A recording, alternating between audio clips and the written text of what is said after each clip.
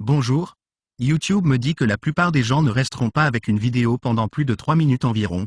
Je vais donc rendre cela court et agréable.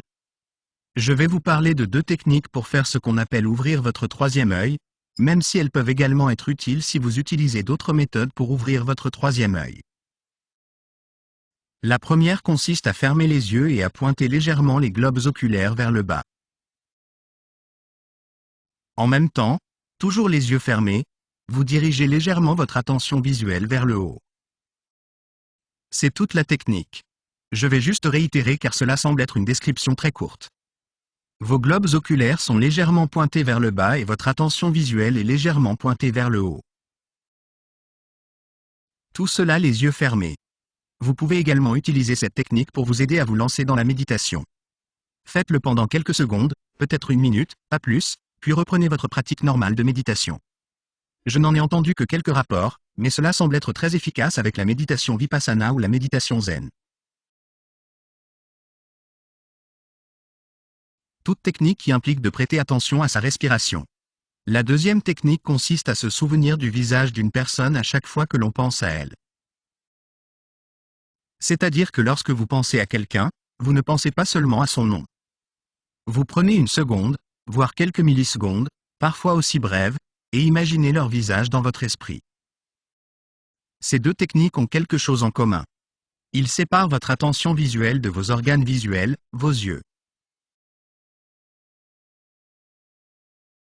C'est l'une des raisons pour lesquelles le phénomène du troisième œil, comme on l'appelle, apparaît si souvent en méditation. C'est parce que la méditation vous coupe également de l'apport de vos yeux physiques. Pourquoi? Parce que vous le faites les yeux fermés. Ces techniques doivent être pratiquées différemment de la façon dont vous pratiquez la méditation. Avec la méditation, vous vous asseyez pendant 20 minutes le matin et 20 minutes le soir, et vous appliquez la technique. Vous le faites chaque fois que vous en avez l'occasion, mais seulement pendant quelques secondes à la fois. Le but n'est pas de rester avec votre attention visuelle au lieu de votre vision normale pendant de longues périodes. Il s'agit davantage de faire la transition, car une fois que vous détournez votre attention de ce que vos yeux voient physiquement, il est plus facile pour votre cerveau et votre esprit de vous présenter des images visuelles de l'intérieur.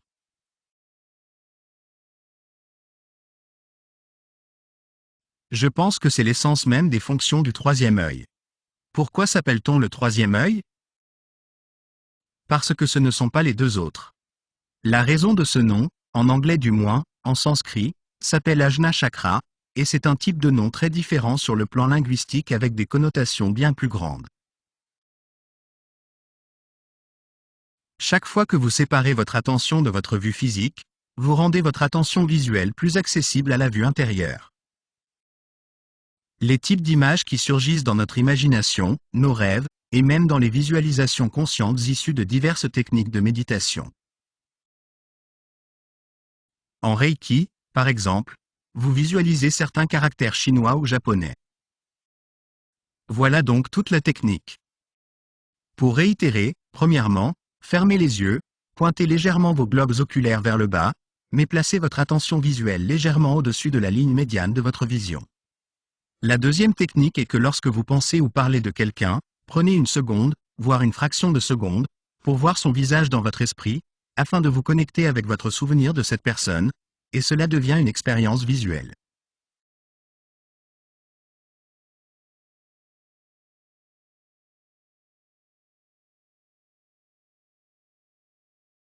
C'est donc une vision intérieure.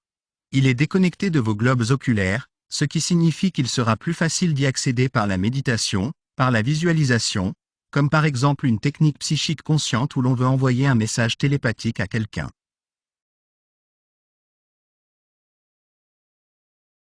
Une partie de cette technique consiste toujours à les visualiser dans votre esprit avant de le faire.